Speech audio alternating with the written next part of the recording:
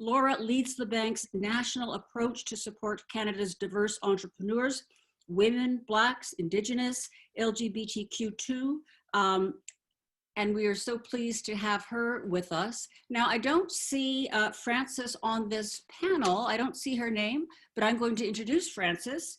It could just be my technical ability, but Frances Wright is really remarkable. She's one of the co-founders of the famous Five Foundation.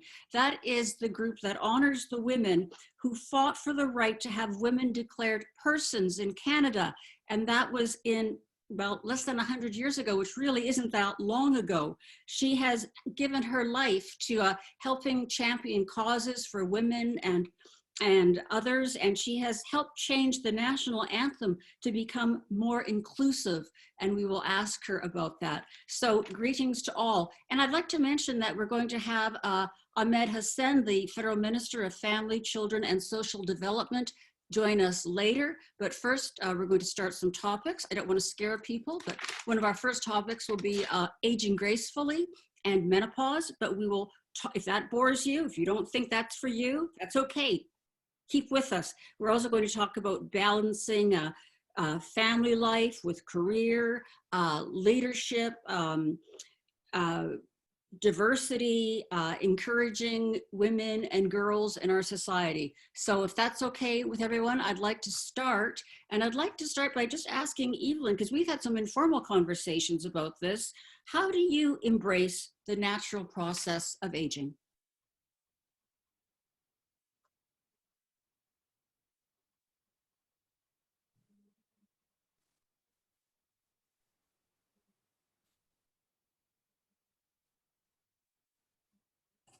Evelyne? I hope you all heard that. My apologies, I got it. Okay. Just trying to let anyone heard it. I'm going to be very discouraged. Okay, technology sometimes. Yes, embracing aging is a key part of who we are here at Ellie Bianca. Just really owning that beauty that comes from the inside out. And of course, that shows up on how we show up in the workplace, how we show up in our businesses. So for me, it's making sure that I'm eating the right foods, getting enough exercise, and if I see a little wrinkle, I don't sweat it. Right, that's the right attitude. I have to say, when I started my career, and I recently retired at my own request, just want to emphasize that. I'm 59 years old, but I remember at some point in my television career, someone said to me, Janet, never say your age, it will hurt you. And I thought, well, that's just ridiculous. I'm going to say my age. I'm proud of my age. I don't know what the problem is. And if people realize that I've covered cases that happened in 1982, they know I'm no, 30-year-old. So I'm proud of my age. And I'm also proud to say I'm going through menopause. However, I don't get everyone willing to talk to me about that subject. Not that I discuss it regularly, but with friends I do. And I'm wondering why or how did menopause become a taboo subject? I would love to hear other panelists join in, but it's really interesting. I had a conversation with another woman entrepreneur the other day, and I said, especially with the pandemic, and I said, what are some of your fears? And she looked at me and she said, you know what? I'm actually afraid of menopause more than I'm afraid of losing my business. Really? Mm-hmm. And mm-hmm. Why was she afraid? Because her body would change, or? It's the change in changing the body, but there's something around menopause that makes women feel like, we've lost our worth. We've lost, you hit that stage and you're no longer attractive. You might not get a promotion. It's like you're on a downwind. Right, and we've got to change that. And Laura, do you have any comments on this? Because it seems to me that if women aren't feeling free to discuss it, it will remain a taboo, and then we can't make changes. We can't convince members of the medical community to take this issue very seriously. Menopause is more than just hot flashes or feeling a little cranky. This is a huge change to our bodies.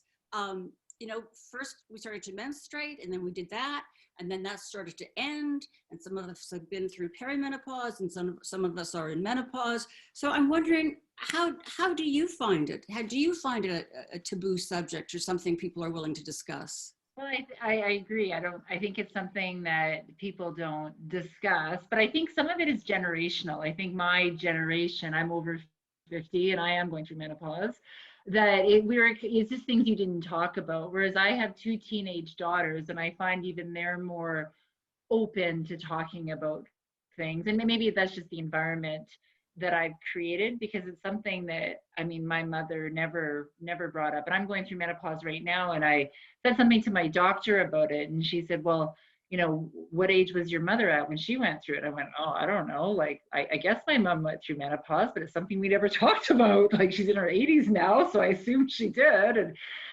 And my doctor said, well, what was it like for her? Because it's very hereditary. And I said, well, I've never asked my mother any of that stuff. So I had to phone my 84-year-old mother and said, Mom, we need to have this discussion. And it's funny because, I find it interesting what Evelyne said, that she'd rather lose her business, because in my mind, I mean, I worry about the 80% that's within my control, and that's something I can't control. It's a natural part of life, and we need to embrace it. And in my mind, we need to enjoy every chapter of our life. Like Janet, you're in a second chapter of your life now, in that you've moved on to something else, and I think that's great. And to me, that's the part of the aging process. Let's just embrace every part of it, and every generation, I guess, that we're going through, and let's talk about it and enjoy it and embrace it. What you say really resonated with me, because my mother never discussed menopause either. And she passed away, so I can't discuss it with her. But I'm so grateful I have an older sister, so I can ask her. She's 3 years older. What has she been through? And she tells me, and she kind of prepares me for what I can expect. And one thing I just have to say is, when people are going through it, I have found that I've had to be my own health advocate and do a lot of my own research before coming to my doctor and saying, I think I'd like to explore this or discuss that. And she's open to this research, but it's not that common necessarily in the medical community. So it doesn't mean that menopause is a terrible thing. In fact, I feel privileged to be alive and to go through it, because I've lost friends at young ages who would do anything to be going through menopause or a hot flash or anything else. So, this is nothing to be afraid of, but we need to educate ourselves about it, and we need our medical community to educate itself about it too. And I'm just talking now, I'm getting the sense, if your daughters are okay at talking more about more things like this, there's a lot of hope. I think so. I think we're teaching it more in our education system. And I just think we need to all create an environment in our homes where we are, to your point, Janet, where we're all comfortable talking about it. And it's not a subject that we can talk about it at the dinner table, and even with men. I think they need to understand it. And I think this is one of the contributions women over the age of 50 can make in terms of the equality of women or the liberation of women, is to talk about what happens to our body.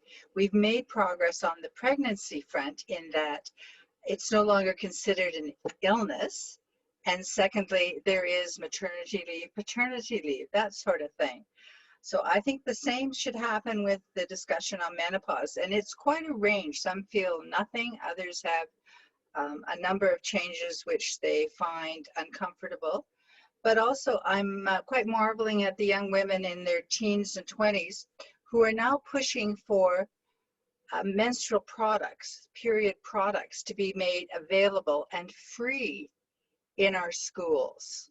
Like, as they say, it's not something we choose to menstruate. It's not something we choose to do. It just happens. So let's provide the pads and the Tampax for the girls. So imagine when they turn 40 and 50 and start menstruating, they're going to have championships, and they're going to celebrate it. But we have to lead the way. We, of those who are over 50, have to lead the way in this.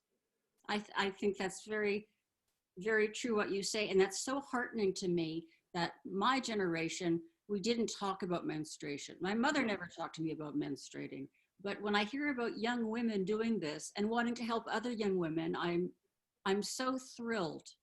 And it does give me hope for as they get older. But you're right, we have to lead the way. We have to shine the light on their path and tell them it's not so scary. And it is part of life.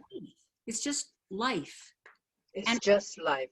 And if we provide toilet paper in schools and public institutions, hospitals, then why don't we provide the free products that are also needed for a normal, natural, not controlled process of our bodies?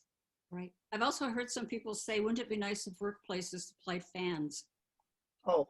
In my office, I did see some women bringing in fans and sort of secretly plugging them in. And when they have their hot flash in the afternoon, they'd have their little fan.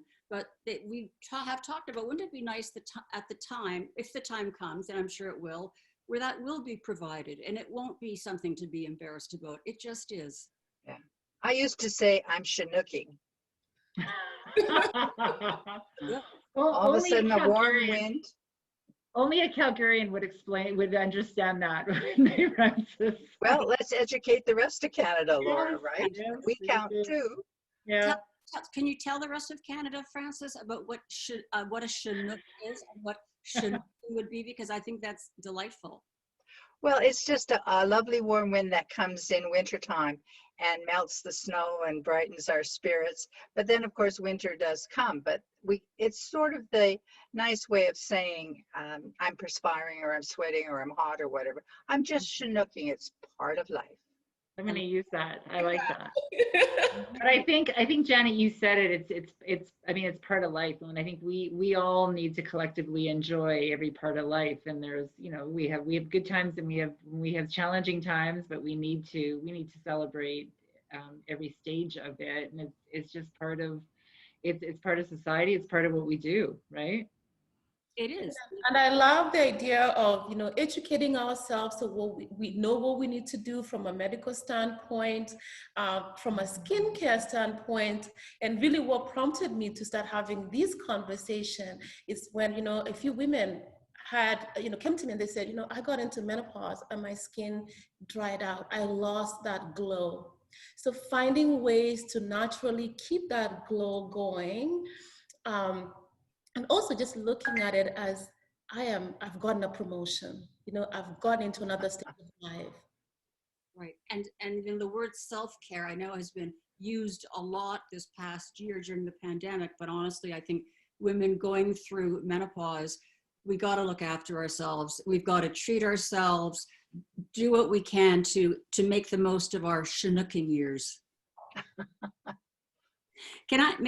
So, we've talked about embracing age and menopause, and I think we all do embrace our age, because by embracing our age, we're embracing our accomplishments.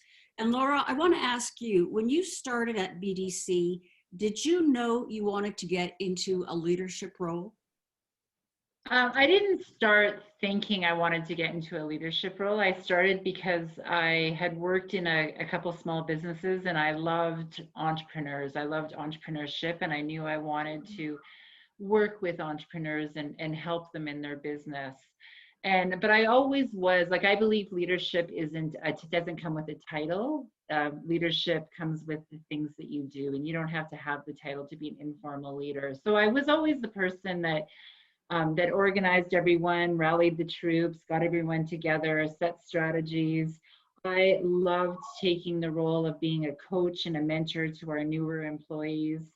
But I didn't really realize that that's what was called leadership. And it wasn't until a supervisor and a mentor of mine at the time approached me and asked me if I had ever thought of, and you can tell my age because what we called it at that time was management. And was I interested in a management position, and that I demonstrated many of the competencies that was required for management. And that's when I started to think about it, and I started to lead some projects and some groups. And that's when I really realized that you didn't need to have the title to be a leader, and I enjoyed influencing people and I enjoyed coaching them and working with them. And so that's kind of what set me on the track. And I look back now, and it wasn't easy because I'm obviously in a male-dominated industry, which, I mean, don't forget, I've been with the bank for over 26 years. So imagine way back, we've come a really long way, but I was in a very male-dominated industry. I was a young woman, so I thought at the time that my age would hurt me. But now I look back, and it was tough. But I was oblivious, and I think some of that I had my eyes on the shiny ball, and I wanted one thing, and I worked hard for it, and I kind of ignored all the noise around me, and I think that was really important. And I had confidence in myself, and I just kept on working towards it, and I've enjoyed every minute of it. And I think that we all have a role to play in being mentors and sponsors for young women coming up in business, because we need to be role models for them. And I would say to be role models in all areas, and we need to encourage young women in all areas. And I know you feel the same thing. Can I ask you what you think the most significant barriers are to women in terms of pursuing leadership roles or getting leadership jobs or management jobs? Well, I mean, there's a number of things, but I think a lot of it is that, you know, we can't, and I don't like to call it confidence, because I believe that I always had confidence, but I did have self-doubt, I think, a lot of times, because I didn't see other women in leadership and other young women in leadership. And, you know, I know a lot of the saying is you can't be what you can't see.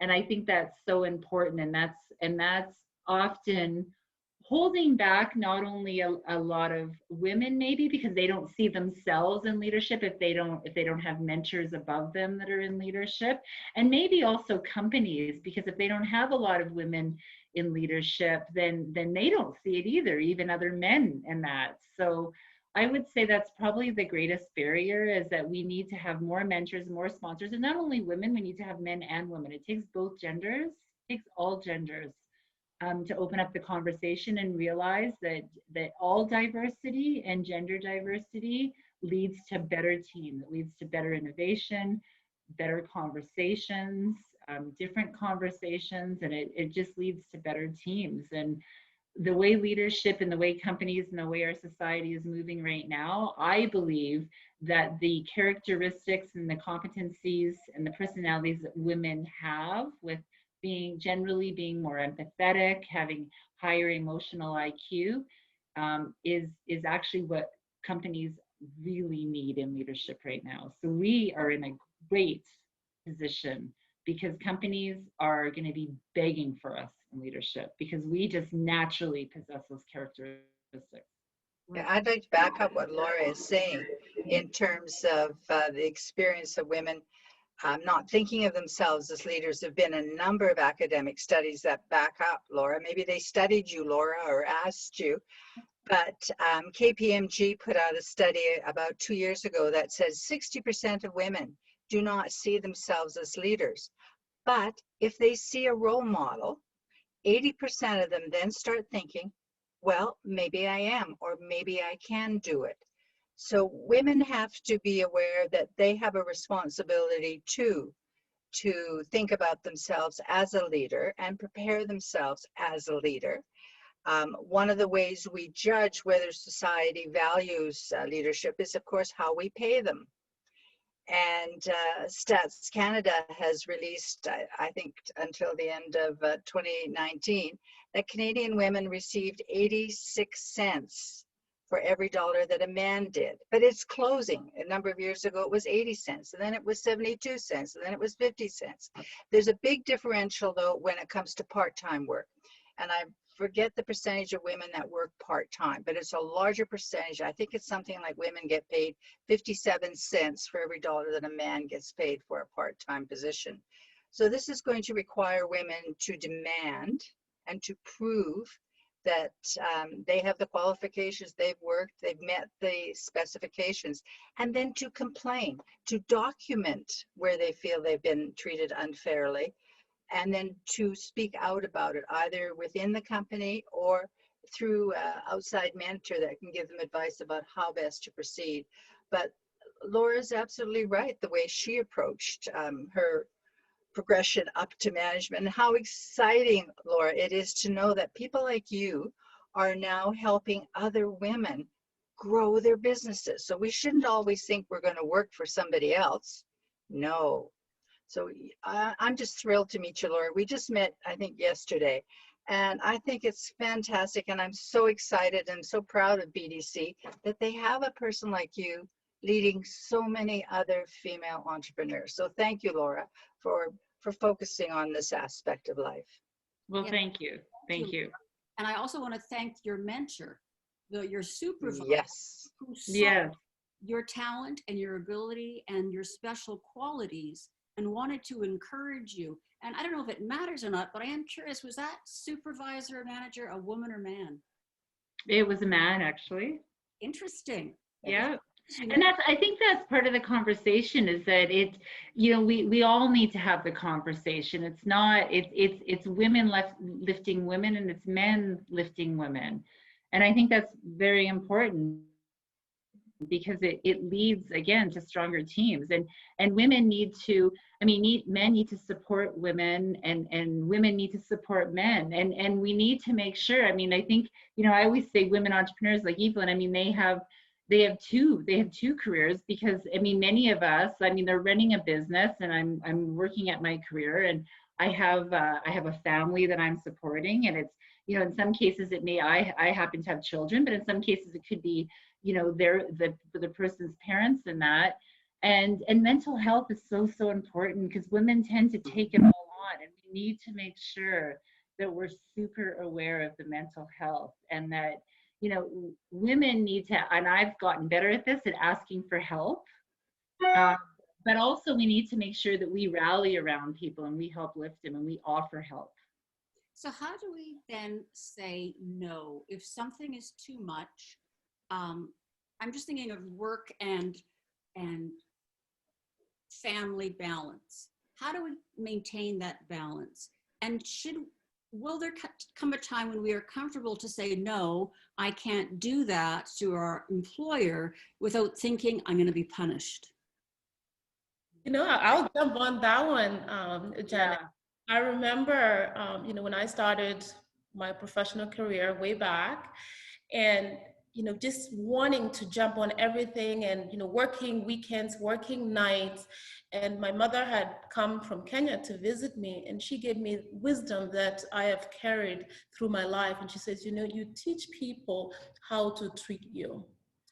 I'm not saying you do bad work, but you have to create those boundaries for yourself.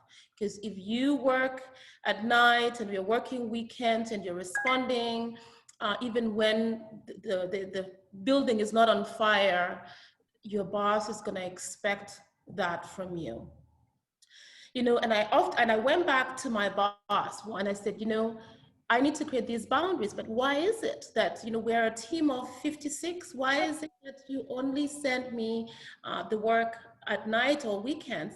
Because I send it because I know when I send it to you, it will get done.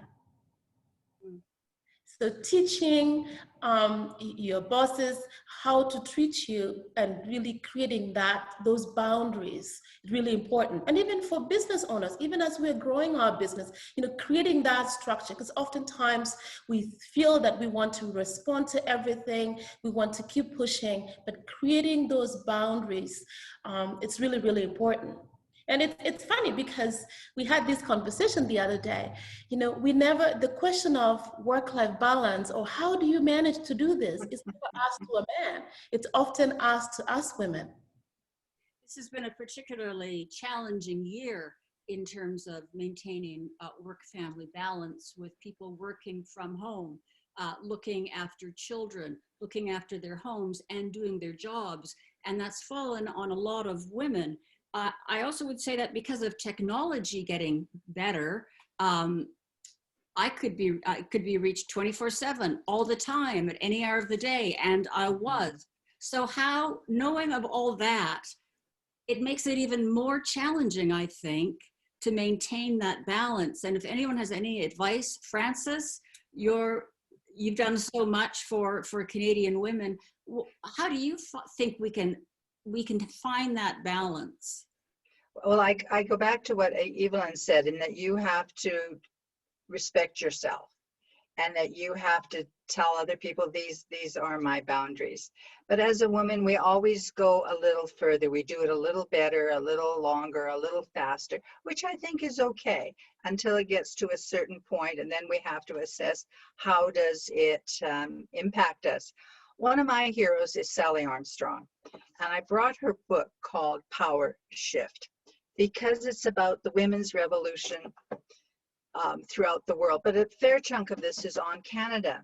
And one of the things she says is, when we women in the 70s were so keen to break into male fields, such as being a plumber or a lawyer or an astronaut, we forgot to value the things that we do already, and that's caring for others. If you're a teacher, a mother, looking after your parents, we said, okay, we're quite good at that, but we really think it's more important we be a better lawyer.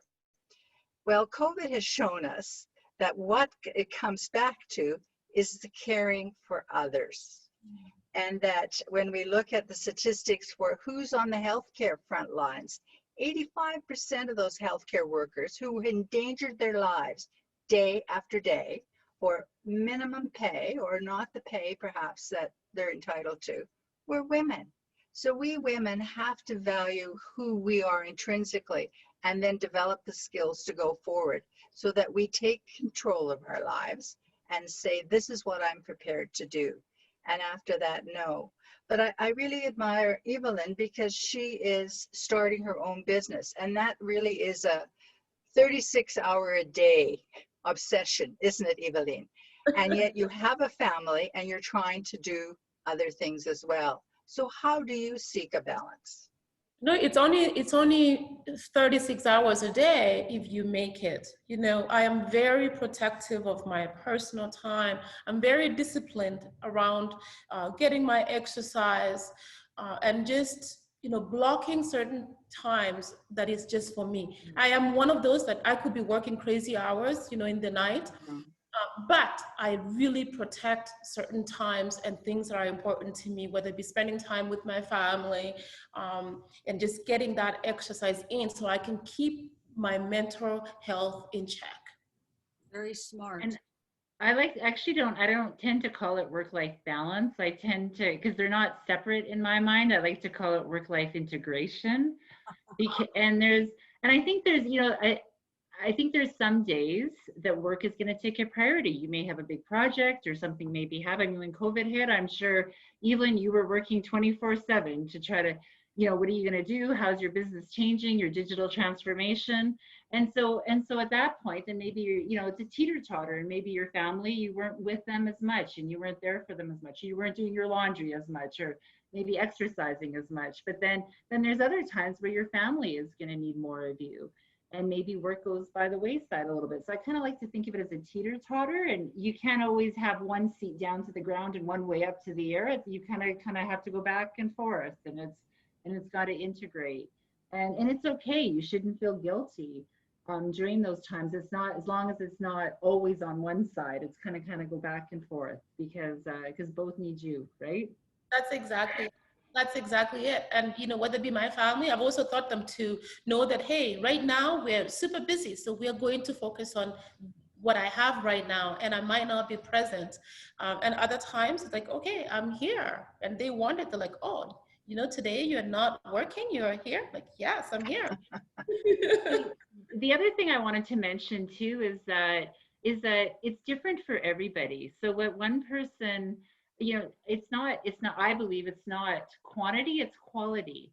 And so, you know, some women choose to work out of the home, and some women choose not to. They tend to have, they want to have a career, and that's okay. I mean, I think, you know, and some women choose to work 12-hour days, and some women choose not to, and that's okay. It's whatever works for you and your family.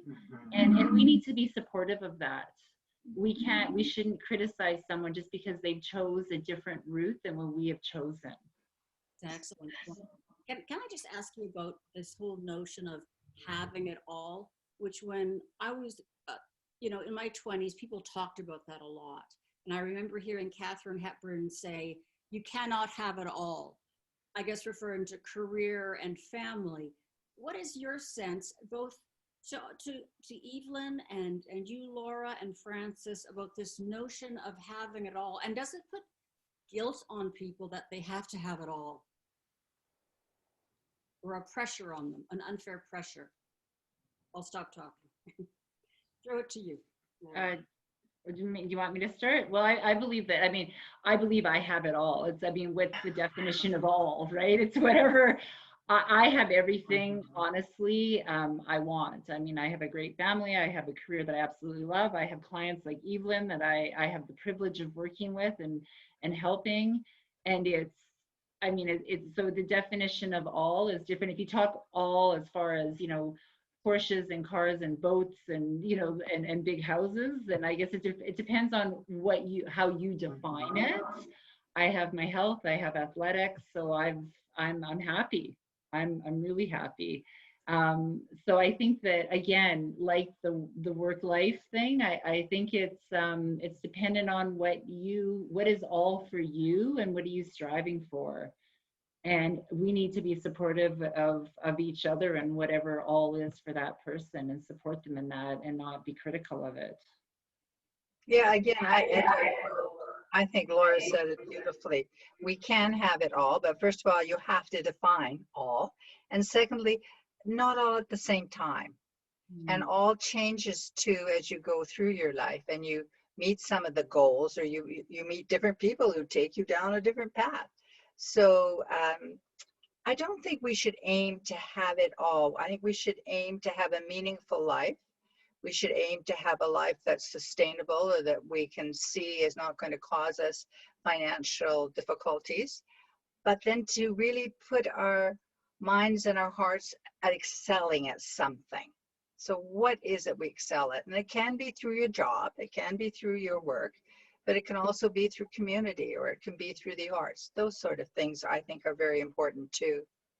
You know what word comes up when you're talking, Frances, for me is passion. I mean, Yes. We all need to have passions, right? And you follow your passion.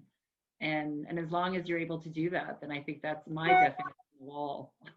Absolutely. Passion. Yeah, I've been very lucky in that regard, in that I've had a few ideas over the years that I've shared with friends, and they've said, sure, I think that's a good idea. So then I say to them, okay, so how do we do this? So they come up with the plans. And before I know it, our goal has grown into something wonderful, because it's also important, the journey, not just the end. So in the journey, are you having fun together? Are you learning together? Are you moving your project forward? And then when you achieve it, you celebrate for a little while, and then you turn around and say, okay, what's next? And you tackle another problem. Can we talk about these famous five, Frances? They were up against, and how, I'm sorry, this is not what a good journalist should do, double question, but, you know, forgive me. But what they were up against, and how important it is for us to remember our history. Yes. Well, you know, they started as individuals advocating for women to have the right to vote. And certainly Nellie was one of the key proponents, Nellie McClung. And when she would speak, opposition or opponents would say to her, no, women can't be given the right to vote, because one, their children will go hungry, the house will be dirty, and the husband won't be satisfied in that husbandly way that's needed to keep a pair together. Because if you give women the right to vote, they're going to travel the country and vote wherever they can.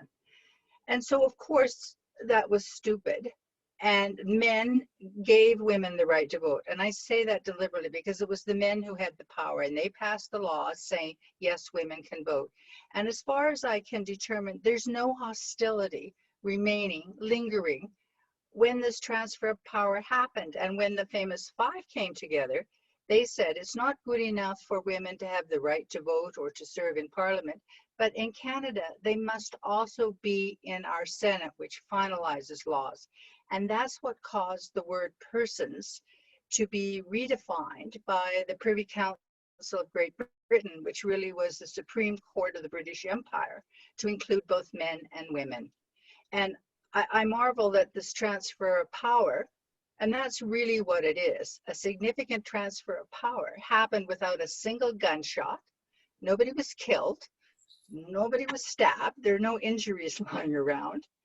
But we worked out how best to go together, sharing power, sharing decision-making, sharing opportunities, because Canada needs all of us. And you said in your opening, Janet, and also Evelyne, that we need, and I think Laura said too, we need everybody, all genders, all colors, new Canadians, and always Canadians, immigrants like I am.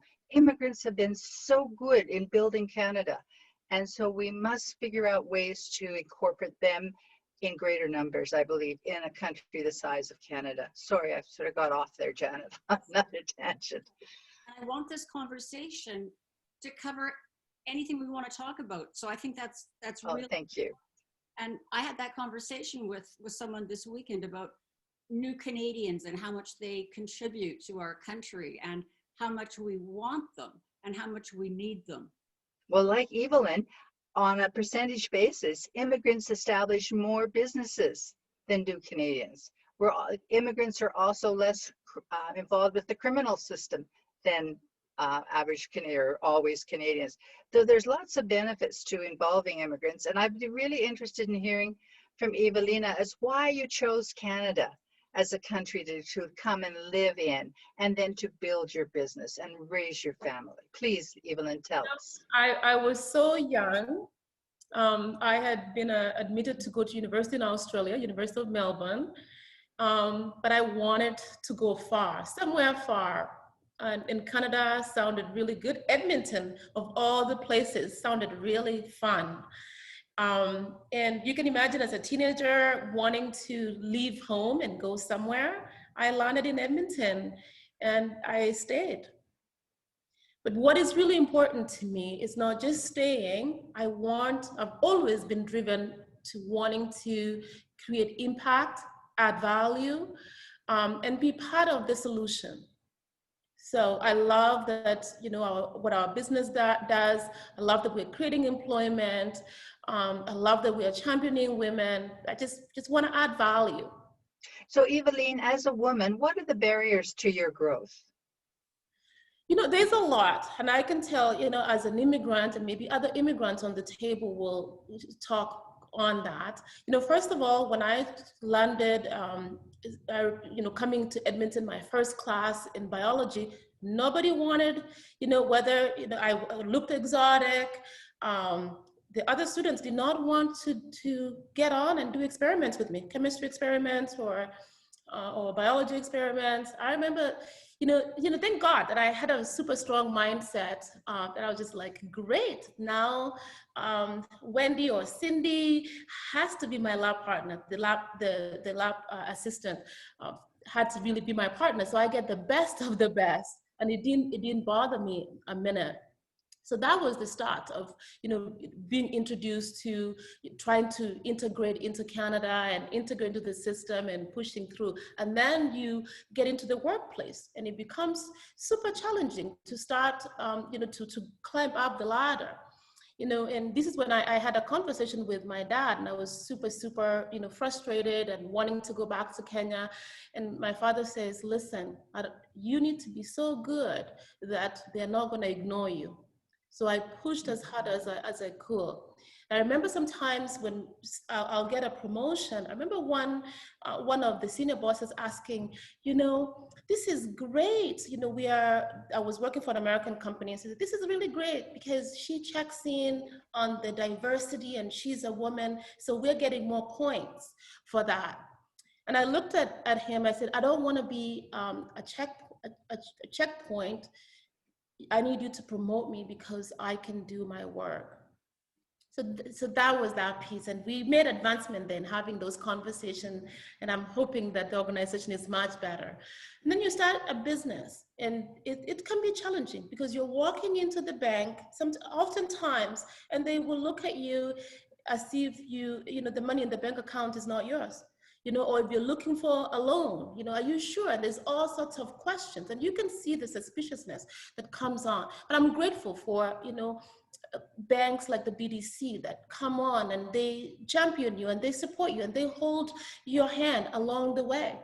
So there are, access to capital is one of those, access to opportunities and even knowing where those opportunities are one of the issues. And of course, role models. One of the reasons why I push extremely hard to be successful, not just as a person, but as a business, so that other immigrants can see someone that looks at them like them, breaking the barriers and excelling.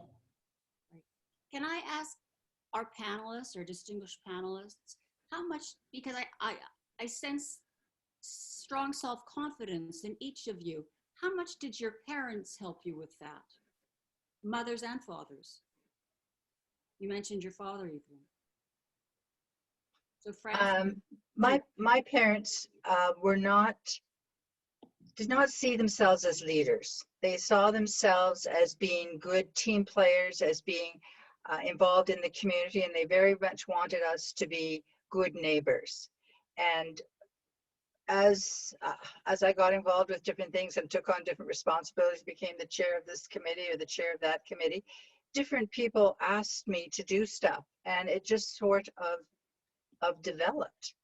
But I think it's really important that we think of ourselves as leaders, because how we talk, how we do transactions in the store, the dry cleaners, whatever, tells other people how we value ourselves and how we value other women. Because in the larger scheme, we're just another woman. And so we have to be particularly honest, particularly compassionate, particularly accurate and responsible, all those sort of things. But self-confidence comes from doing. And when you first start, you know not as much as you think you need to know. But as you start doing things and networking with people, if you produce what you say you're going to do, if your word is good, then you grow in leadership and you grow in the respect of others for you to be a leader. And they come and ask you then to take on other leadership positions.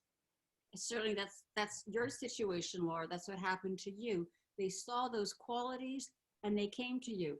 So I'm gonna kind of do a bit of an opposite question, and that is talking about the imposter syndrome, which I've heard that many women suffer from. And I would say I have myself. Why do we have this imposter syndrome? No matter what we've accomplished, so many of us have that imposter syndrome.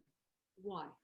I think a lot of it is, I mean, for me, because I was in a male-dominated industry, I was young, I was being promoted, and I looked around and there weren't other leaders that looked like me.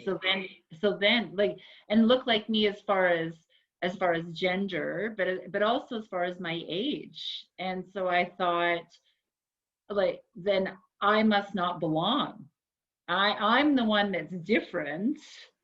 So I must not belong. And so it's funny because for years, I hid my age. I tried to act older than I was. And I even went as far as internally, I'd kind of fib about my age a little bit, and I'd add a couple years. And now that I'm over 50, I'm doing the opposite.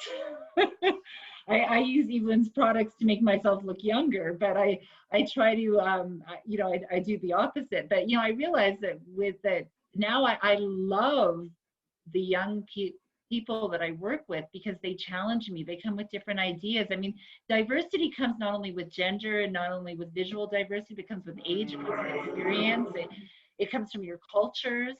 It comes from everything. And even the different, I think of our organization and the different ages we have 50s, we have 40s, we have 30s, we have, I just hired a summer student, we have summer students coming in.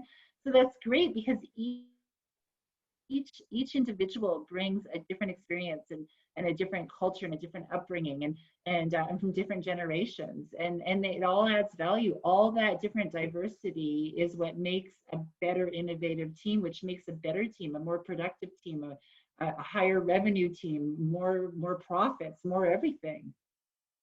And we have a three-prong approach. I mean, our employees need to look like Canada, so diversity in every way. Our customers, our clients, and that's what I'm leading, the client diversity, because we want more diverse clients. And then our suppliers that supply to the bank need to be diverse. It needs to look like Canada, right? So it all needs to be balanced and it all needs to be integrated. And again, studies have shown again and again that if the number of women are increased in a company, particularly in the management of the company, it's absolutely true what you say, Laura, in terms of the prosperity.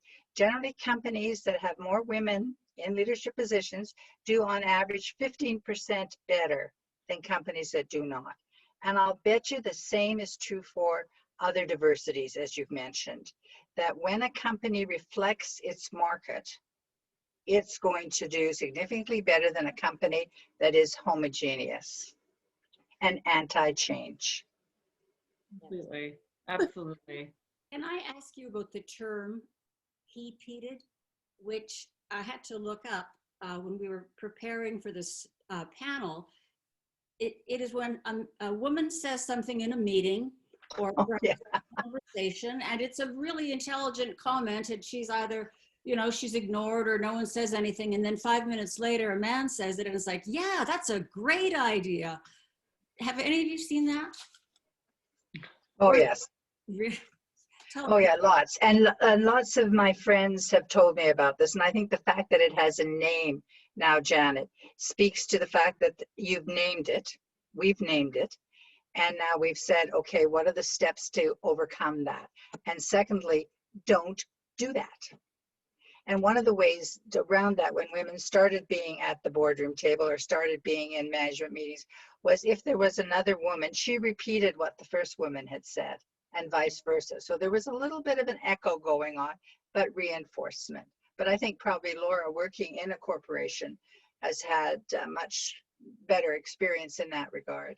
I love that idea, Frances, having an echo, and then it's, I mean, absolutely. I think we've all seen it, and I think we need to make sure that we have a voice, and again, that we support each other. And I think it's okay in a very respectful way, obviously, but to call people out, and make sure that you've earned that respect and you demand that respect. And sometimes we don't. Like sometimes if that happens, I mean, I would recommend that you call it out. And I've always been a very boisterous and vocal person, and I do it respectfully, but I've always had, but that, that's come with years of experience and confidence, and we need to support each other in doing that. But I think the men are changing, don't you? Yeah, the men are changing, and that's because we as women have said it's no longer acceptable to ignore our ideas. It's no longer acceptable to not have a female washroom on the floor. It's no longer acceptable, whatever, particularly in terms of sexual assault. That's an area we haven't talked about that I'm shocked is still continuing. But it is with us a responsibility to speak out. And Evelyne chose her parents, it sounds like particularly her mother, really well, who said to her, you value yourself and you set your boundaries. And that would lead to, if someone hasn't heard what I'm saying, I'll say it again, but then one has to communicate so that the listener can hear. Mm-hmm. So it's when you're giving a message, it's not important that you explain it your way. It's important that you explain it in a way that the listener can accept it, can hear it. So as you work with groups, you learn how to do that. You learn how to just talk very quickly to somebody because that's how they hear the information. Just give me the 3 top points. For somebody else, you have to give them a context. But we women learn that. And I think we have to look at every opportunity as a teaching moment, right? So every time that somebody's, like, we all have unconscious biases. So I think we need to call each other out and look at it as a teaching moment for everybody, because that's how we're going to move the needle on diversity in general. Yeah, I mean, and if you're a senior woman in that boardroom, be listening carefully. Maybe that junior might not articulate themselves. Be listening so that you can champion. I remember my early days, I had lots of women, Patricia Prost, if she's on tonight, one of my early bosses who will stand up for me and say, just like Evelyne said, And I learned from her as I grew in my career and now managing my team to be listening and becoming a voice for that maybe junior person or another woman. That's a really good point, Evelyne. So we've been talking about ourselves as being the junior, but we as leaders now have to do some of the things that we wished had happened to us, right? Very good. Thank you. Very important point. Not all of us were mentored. I'm glad you were, Laura, but some of us were not mentored. And that doesn't mean we have to repeat that. In fact, I feel there's a real responsibility for us to encourage all peoples, especially I would say young women, but all peoples, diverse people, indigenous people, all sorts of people. We have to encourage them and we have to mentor them however we can. Just as human beings, I feel that's our responsibility. Agreed. You know, and we say a lot that it's the right thing to do, and it absolutely is, but it also makes good business sense. Like Francis referred to me, like there's statistics and science that back it up, that it makes for, you know, higher revenues, more profits, better innovation. It like there's actually hard. So if it's the right thing to do is not a good enough reason, there's the business reason. Yes. Yes. And shareholders would like that. Yeah. Francis, can you tell us about helping to change the national anthem to be inclusive, and why that's important to all of us? Well, you know, when the song was first written, it was just a song. And the line was, true patriot love, thou dost in us command. You do in us command true patriot love. And then with World War I coming along, the feeling was, well, let's change this to be more of a military recruiting song. And so indeed it was changed in that first verse and in several other verses. But it did not become our national anthem until 1980, until the first Mr. Trudeau became the Prime Minister. And he passed legislation to say that, O Canada would be our national anthem and God Save the Queen would be our royal anthem. When I started the Famous Five Foundation, we have a series of lunches at the Palliser Hotel as an important place where you talk about important issues, and women's rights and women's equality is an important issue. And we sang the anthem. And a professor from the University of Calgary, Elizabeth Donaldson, said to me, why are you singing a sexist anthem? And so finally the penny dropped, because we were considered property of men. And that's sort of what the anthem also reflected. And so we began the idea that we had to advocate for the change in the anthem, just change two little words. Instead of thy sons, it became of us. And luckily, the Parliament of Canada agreed. The government, a private member's bill was passed by an MP from Ottawa. And then it was stalled in the Senate because the Conservative senators did not want to even allow the discussion of this bill. Because it was a private member's bill, you had to agree to discuss it. But finally, the independent senators and Canada, I mean, the statistics showed that 85% of Canadians wanted the anthem to be inclusive. And finally, on January 30th, 2018, the Senate of Canada passed it.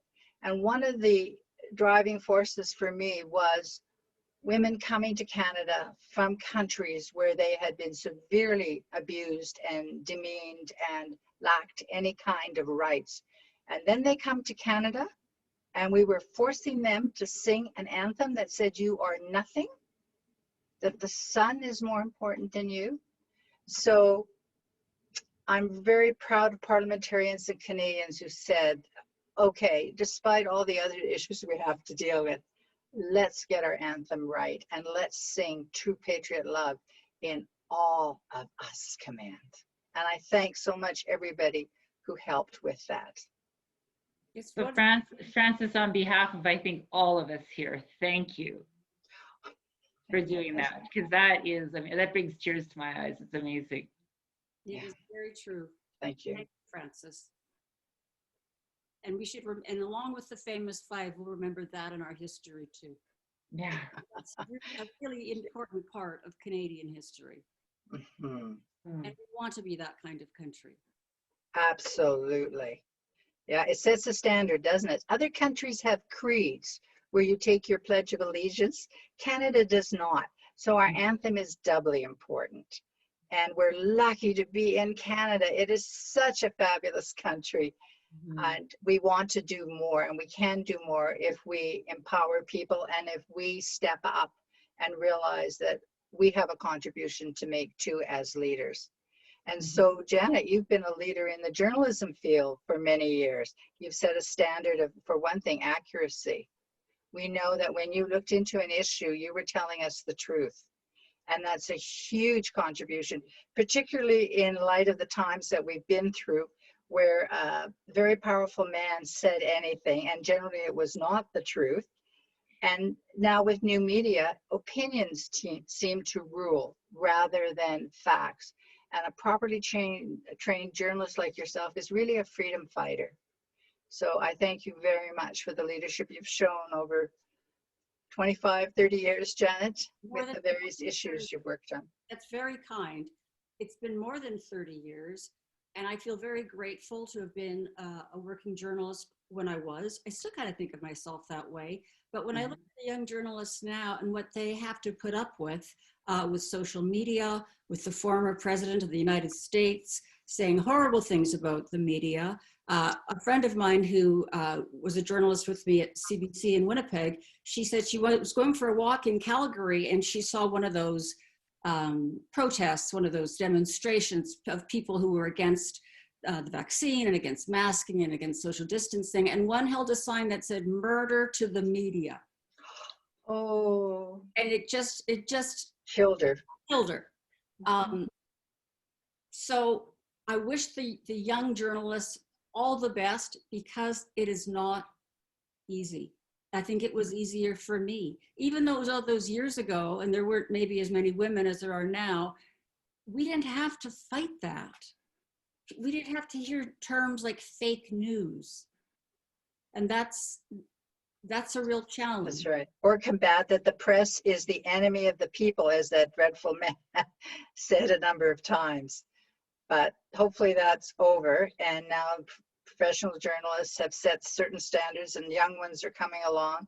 And we know that when more women get involved with politics, that civility increases too. And also the discussion of underlying issues happen. So we can keep putting band-aids on certain things, but until we come to grips with pay equity, poverty, access to healthcare, equal treatment, for example, the federal government giving for education $100 to both the Indigenous and the non-Indigenous children, all those things make a difference to the quality of life and the potential of Canada. I wonder if this is the right time, and I don't know if the minister is there. I'm just looking at my, forgive me if I'm just looking at my iPhone just to see if there's a message that he is in fact there, because that would be a good time to ask people. I should also just remind people to send in their questions through chat that we will answer in the end. And I'm reading some of the comments on the side of my screen, and they're wonderful comments and so encouraging in terms of being supportive of diversity and women's leadership roles and the need for women in leadership positions. So please, people, if you can send in your questions, we will answer those questions at the end. And if anyone wants to give me a signal that the minister is around, I will be happy to introduce him. But I haven't received a message yet. Can I ask you, Evelyne, while we wait, the changing of the national anthem, what did that mean to you as a new Canadian? As someone who began as a new Canadian, now you're just Canadian, but as a new Canadian. You know, I think, first of all, it's really important to keep sharing stories like this, because I'm pretty sure immigrants, particularly immigrants or the new immigrants they might not know these stories. So Francis, thank you so much for sharing, because this is not something that we are taught when we come in. We just don't know that, because we always are looking at countries like Canada to be leaders in really championing women and equality. So education, really, really important. Maybe an inclusion in that, you know, the citizenship courses that are taken would be really, really important. I don't know if anyone has ever sat through a citizenship ceremony, but it is something I highly recommend and extremely moving. So if you haven't, and I've done it through work and I've done it through friends as well who become Canadians, I highly suggest it as one of the greatest feel-good days you're going to have in a long, long time. So once we're all vaccinated, right, Yeah. Janet, and we can gather as a group, I don't know if they're doing, so what is happening to citizenship ceremonies now with COVID? Maybe it's done by Zoom. Could be done by Zoom, yes, you're right. Because It's not as meaningful as being there and seeing the countries and seeing people appreciate Canada. Yes, so one change I would sort of like to make, because when I was, I guess, 18, although I come from South Africa, my mother was a Canadian, but she could not bestow Canadian citizenship on her children. So we all had to go through the ceremony. And the first time I refused to pledge allegiance to the Queen. I said, I'm here to pledge allegiance to Canada. And the citizenship court judge said, well, unless you're ready to pledge to the Queen, I'm not going to put you through the ceremony. So I said, fine.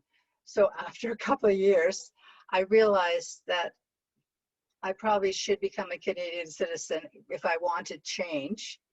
And so I crossed my fingers and whatever, and I pledged allegiance to the Queen. But I would like that. The Queen is fine, and she can stay as the head of our country. But I think our allegiance should be, when we pledge, it really should be to Canada.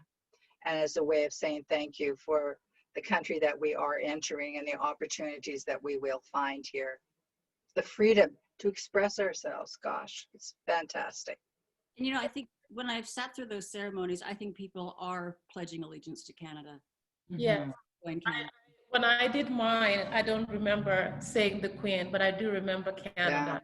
Yeah. It's still the same thing, Evelyne. And I think I'm going to leave that. There's other issues that I want to work on.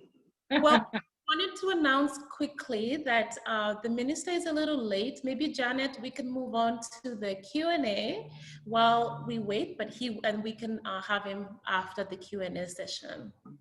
So I'm just looking to see if there are any questions. I'm seeing lots of comments, but if anyone has a question, please ask. This is the time. So here's a question. Why hasn't Calgary had a female mayor? And right now, I think there are 3 women who have filed papers with the city of Calgary to run to be a mayor. And apparently there are a couple of others. So when you go to the ballot box on October 18th, what will make your decision? Will it be to make history and vote for a woman? Will it be to look at the policies and principles, the character of the person, the issues of the day? What makes you decide to support a woman or not support a woman? Yeah, good question. We do have a question. Someone is asking, many are asking, how can we ensure greater support when women become mothers and come back from maternity leave? That's a great question. I was thinking, I didn't bring it up earlier, but I was thinking as I was talking earlier, I was a vice president when I went on my first, I have 2 children, when I went on my first maternity leave, and I actually was apologizing that I was pregnant and I was going to have to go on maternity leave. And I actually caught myself and I felt ashamed. I thought, why am I apologizing? Well, Canadian. And I went on maternity leave, and at that time it was 6 months, and I took 6 months, and then I came back and then I had another one and another child, another daughter, and took a year, and it was challenging because you come back and it's so challenging. And yeah, I agree, we need support. We need to support women, not only when they're going and when they're gone, but when they come back, and to make sure that they have everything, and to realize, I remember the first time just after I came back from mat leave and I walked into the office, and I'd been up since 5 a.m. and I'd gotten the kids ready and I dropped them off at daycare, and I'd got into the office and I was walking in at, I can't remember, it was 8:30 or something, and a man I worked with, who did not have kids or anything, he worked with, so he obviously didn't appreciate it. He said, "Oh, well, good afternoon. I'm glad you came in." And it was 8:30 in the morning. And I thought to myself, you bugger, I've been up since 5 a.m. Yeah. Well, I think COVID has shown that we need a comprehensive childcare program in Canada. And again, the statistics show that the children are healthier, the children learn more, the children are smarter, they have better grades in school, they're more sociable when they're part of a bigger group. And that's generally part of childcare. And again, on the other side, the parents don't get sick. The parents' absenteeism goes down because they know that their children are properly taken care of. It. And it can be a mix between public and private systems too. But the whole issue of valuing children, of valuing families, is very weak right now in Canada and needs to be strengthened. And I think COVID is going to be the instigator or the stimulus for why people are going to come to grips with this acceptance of the idea of valuing the children and having childcare so that women can have children and continue with their careers or whatever they choose to do. And you know what, I realized after my first coming back into a leadership role that actually having a child actually made me a better leader in a lot of different ways. Like that experience, I had more empathy than I ever had. And I remember I apologized to my executive assistant at the time. She was a single mom with 2 kids. And I apologized to her because I said, I haven't been supportive enough of you. I never imagined how busy you must be when you leave here. You're going to a second job. And so I think we need to celebrate that when women go on maternity leave and they have families, it adds to that experience and makes them a whole, adds to their whole experience, whether they do or not, that portion of it. And we shouldn't be apologetic. Companies should celebrate it. I'm just having comments. There's one from Susan, who's to everyone, who says, I felt like I was a 16-year-old telling my Irish Catholic father when I was pregnant, sadly to a female boss. Been there. Another comment, the hassles of coming back from maternity leave was one of the main sparks that encouraged me to start my own business. We need to create flexible work schedules and methods for men and women who are parents. And I wonder why. And I think that's where COVID has been beneficial, is that I think a lot of companies have realized that we can work remotely and then people can work from home and be as or more productive. And so from that standpoint, for women, I think it'll be good. Here's a question, and it's a general question. So in a way that's really good, because Frances, Laura, Evelyne, you can answer how you like. What skills do women need to master their career? Laura? Since you're advising women how to grow their businesses and you're in corporate, even though it's a public sector company. Sorry, can you say the question again? What skills do women need to master, to master their career? To master. Yes, and someone also asked, what was your break, Laura, like to help you get back when you came back after having your 2 children? I have a very supportive husband, and I was okay not having everything done. So for instance, I implemented strategies for myself to keep myself on track. So instead of getting the mail every day, I got it once a week because it was just bills anyway. So I'd go to the mailbox only once a week. And I got help. So I started to order meal services. I started to things like that. Someone told me once, when you're a working mother, hire out everything you can and everything you can afford to do that you don't want to do. So I had no problem asking for help and hiring out where I can and being okay with, when I had to step over dirty clothes or if the mail was in the mailbox for another week, or I think it was being okay with not having everything done perfectly. Right. There's a comment from Leanne Claire, who I actually have been friends with since elementary school. She said, close to 30 years ago, when we only had a 6-month maternity leave, my husband took paternity leave for 1 month afterwards. I felt wonderful going back to work with him at home. He loved it with no regrets and has always had an amazing relationship with our children. Some of his coworkers thought there was something wrong with me and I had made him do that. I am so glad things have changed. And things have changed. And I think it's wonderful because it's strengthening the relationships between fathers and their children too.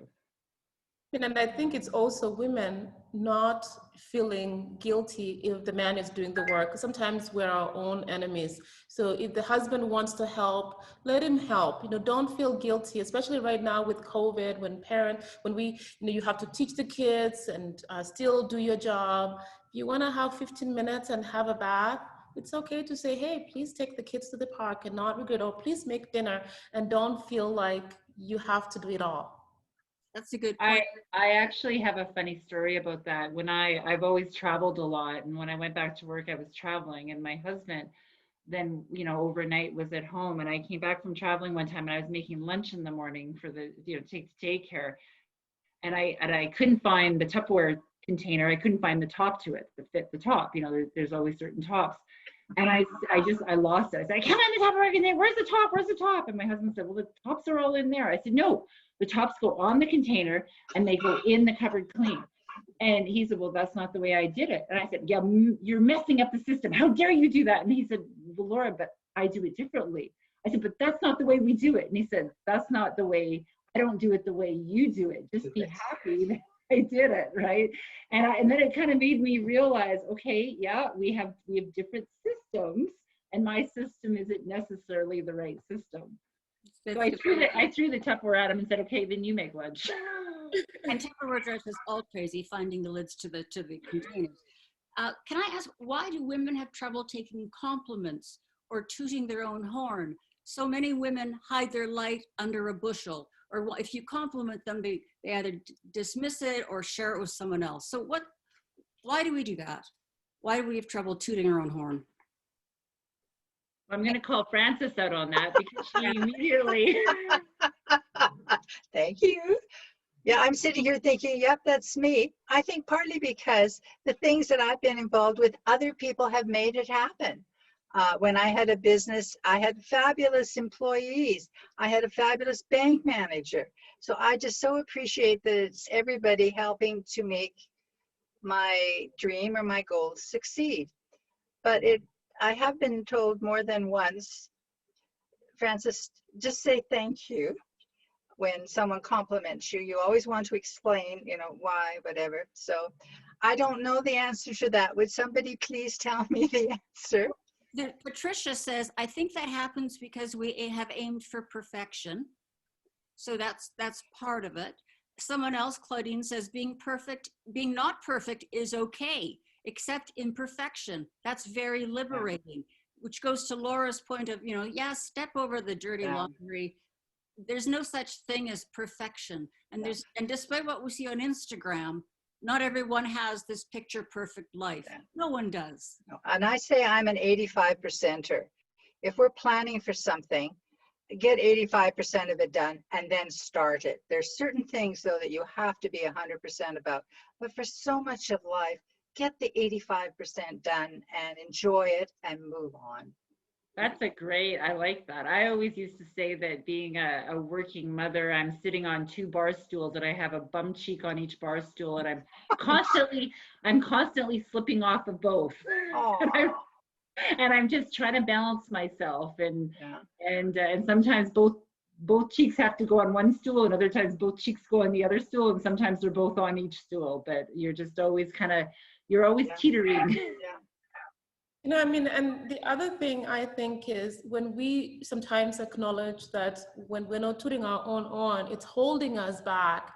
I learned that fairly quickly, as an immigrant, as a woman, just being able to, celebrate what we've been able to celebrate, the accomplishment, and be proud, because sometimes when we don't do it, it's gonna hold us back. I went to a gender equality forum for UN once, and someone said, actually a man said to me, I was kind of starting Ellie Bianca then, And I was struggling with the identity. You know, here I had a super successful engineering business. So I was feeling a little insecure doing the shift to selling lip balms and skin oil. So I was like, oh, I'm kind of starting this business, a little business on the side, not so sure. And the guy looked at me, and he was actually an investor. He said, you know what? Men come looking for money with no business plan, but they sell their plan to heaven. And women come just the way you're coming, with all the plans and all the experience, and they're playing it down. That's not going to get you nowhere. And that's how I learned. I will never apologize for my beautiful lip balms. So I carry it with pride. If someone And you has, know what? so I could just ask this question, it's to all the panelists. Halcyon asks, I'm interested in hearing from the panelists about words of advice they would give to young women of the millennial born after 1980 and Generation Z born mid to late 90s about all these issues and about going forward. So, I mean, that's a good question. What advice would you give young women about entering the workforce? Yeah, be brave, be brave, be yourself. Nobody else can be you.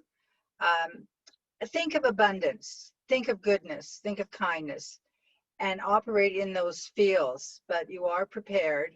And so you've set a goal. So do set goals, but be educated. Look around for helpers, those sort of things. But most of all, be happy with who you are and where you're going to go, and bring others along. Bring others along. I would say surround yourself with a community. I think is very important of both genders, of all genders. And I would say, yeah, I agree with Francis in set goals, but be flexible in those goals, and be flexible where, you know, have fun with all of it. And because each experience will add to your skill set and will add to your list of competencies. Someone is asking, how do you value yourself? To each of the panelists, how do you value yourself? Well, I know when I need a moment, and I'm going to give Evelyne some credit here. I use her bath salts, and I would highly recommend them to anybody. That you, I get into a bath with a glass of wine with her bath salts, and that's my self-care, I guess, which is really important. And those moments by myself, with quiet and a glass of wine in the bathtub, for me, that's really important. Just to have, I love the sound of quietness sometimes, and that's it. So I think you need to find what your escape is. And for some people it's exercise, for other people, you know, it could be running, it could be a glass of wine, it could be a bath, it could be reading, it could be listening to poetry or music. I think you need to find what's important, and you need to absolutely make sure that you find time for yourself to do that. Again, it comes back to that balance and to that integration. Francis, how do you value yourself? I don't know. I'm curious about the use of the word value. What does it mean? I don't know. That was the question, but maybe the question is what Laura was talking about. What do you do to make yourself feel better, to take yourself out of the noise? I guess a number of different ways. One is to play the piano, and I play silly ditties and like 1960s Bee Gees songs, and I play anthems, because anthems are very empowering, and they're very solidifying of you saying, okay, go ahead and do stuff. But I like being with people. So I like talking to people and finding out what they're interested in. And I don't know, I guess I have a number of ways. I can't say one. I sure like the idea of the bath. And thank you very much, Evelyne. You gave us some lovely bath salts earlier today. I've not tried them yet, and I'm really looking forward to it. So maybe the next time I get asked that question, I will say, I love having a bath with Ellie Bianca's bath salts. Well, some of the people in this call are saying, ditto, her bath salts are amazing. Ah, thank you. That's high praise indeed. Evelyne, you have made us feel better. I know your serums make me feel 100% better. I feel like a parched flower on a desert. And those serums are so comforting, both physically and emotionally. How do you make yourself better after making us feel better? Wow.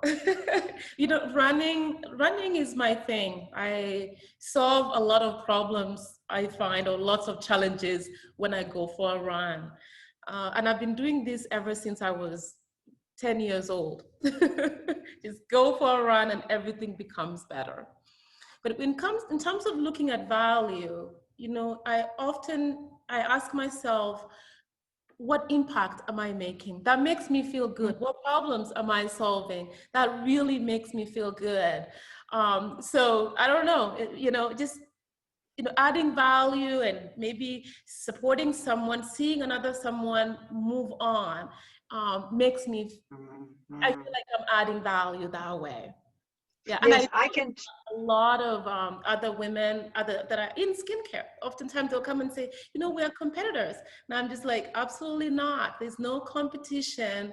There's enough skin to go around. So I put myself out there and share whatever I know. I just have to announce that the minister will not be able to join us. He's busy in a meeting for a voting issue. So I'm just making that announcement. Aw. So that's too bad, but that's okay, because I think we have still a lot to talk about in the remaining moments that we have. Marla says, what other women am I helping rise up and support? That is important to me. So that is another way for someone to feel better, is to encourage other women. And I'll tell you, when I see I don't have children, but I have two nieces, and they are in their late 20s and early 30s. And when I see them, and they're beautiful outside, but beautiful inside. And when I see that they won't put up with nonsense from anyone, especially men, but any kind of nonsense, that makes me so proud. That gives me so much pleasure. Mm-hmm. Or to see potential in somebody else, and they sometimes don't see it in themselves. And if you can mention it to them or help them to see it, I think that's another way of seeing value, is looking at other people and what little bit of information do I have, or connections do I have, that would help that person move along. And then that makes you feel very good about being alive, being a woman. I guess I'm an advocate. Yes. I just want to make things, push issues along. So there's lots of failures, but with failure, you go over, under, you sing a song, you get really angry, you wait, and then you figure out a way around it. Or you leave it. You leave it for 5 years, and then you come back to it. So lots of different ways to make our goals. How else do we learn except through failure? Yeah. We're coming near the end, and before we're not going to conclude yet, but I do want to ask people to think about if there is something they're willing to do in the next year or so to improve the lives of women and girls. How would they like to champion other women and girls, and maybe also men? But I'm thinking specifically women and girls. How do we make their lives better? How do we enrich their lives? How do we enrich each other's lives? Well, that's something I'm thinking a lot about these days, because I'm with the Famous Five Foundation again. I started and had the pleasure of being with it for 10 years and then left it because there were so many other wonderful women able to step forward and run it and be on the board. But now we're coming up to the 95th anniversary of the Person's Case in 2024. And of course, 5 years later, it'll be the 100th. So I'm thinking, what could we do? What is the project or projects? What are the goals that we should set that will allow us to celebrate an achievement in Canada that was an international achievement, but also that makes women and girls feel better? Now, when we did the monuments, we just thought we were going to commemorate these 5 women who are largely responsible for women having the right to vote, the right to run for office, and then serve in the Senate. But once we had the statues installed on Parliament Hill, which required a unanimous resolution to go through the House and then through the Senate, we never thought that I would get a phone call about 2 years later from a guard who was working the night shift. And I'd gotten to know him because he worked the day shift when I was in Ottawa, talking about why they should live on, the famous 5 should live on Parliament Hill. And he said, you know, at night, women come to the monument, come to see the famous 5, and it's dark. And we sort of wondered what was happening. And the women would come and they would sit in Emily's chair, or they would greet the women, and then they would cry. And we wondered, should we go out and comfort them? We, the male guards of the Senate, should we go out and comfort them? Was there something frightening them? But they said no. After a while, the women would just sort of right themselves and walk away.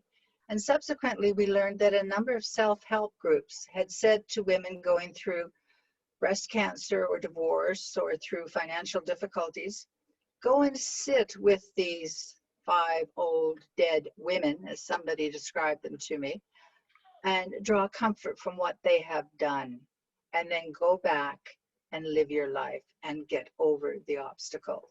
So I thank you for this question, Janet, because if anybody has any ideas about what the Famous 5 Foundation should do in the next 3 years leading up to the 95th anniversary, I would really, really like to hear it, or what we should be doing for the 100th anniversary in 2029.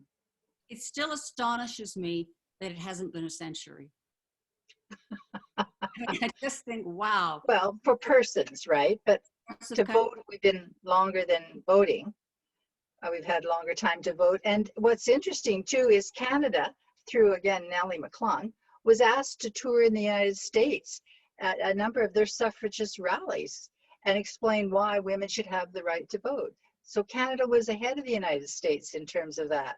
And of course, we're ahead of the United States. We've already had our first female prime minister, Right Honorable Kim Campbell.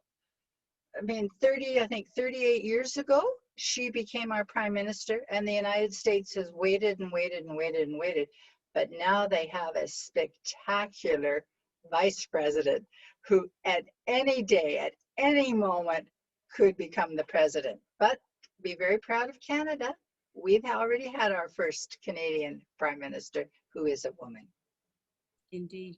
Someone is saying, seeing a young woman, a young girl, blossom into their best self, take control over their own lives.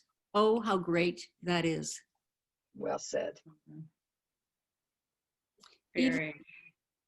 You're really the person behind all of this. You've spearheaded this conversation and you continue to support women. Can I ask you to make some concluding remarks before we wrap this up? I think we've got a minute. Wow, I think it's been a beautiful conversation, really igniting conversation. Thanks everyone, and thanks for staying on. We all have a responsibility to keep up this conversation, to keep up cheering each other along the way, and to break barriers and open doors for other women to excel. When you help another woman, when another woman succeeds, you are succeeding. So my challenge is, let's not stop here. Let's not stop today. Let it not be a March event. Let's keep the conversation beyond March, beyond 2021. And I can't wait to see the magic that is going to happen. Well said. Thank you so much. And thank you to our distinguished panelists. I feel we've kind of become friends in this process because we've had a couple of it's been a real honor to be talking with you. And I want to thank everyone who participated in this today, all the people who made comments and asked questions. It's been very heartening and encouraging. And I thank you very, very much. Thank you very much, Janet. Take care, everybody. Bye-bye. Bye-bye. Thank you.